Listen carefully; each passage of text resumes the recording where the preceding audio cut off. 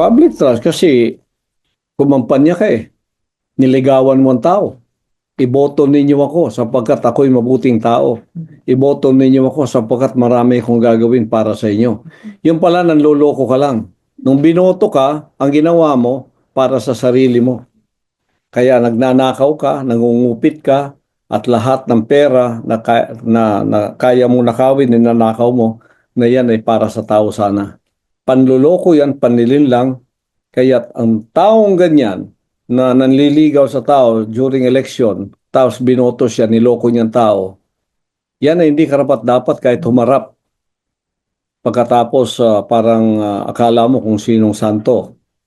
Hindi kailangan humawak ng posisyon niya sa gobyerno. Para sa akin, mga walang hiya yan.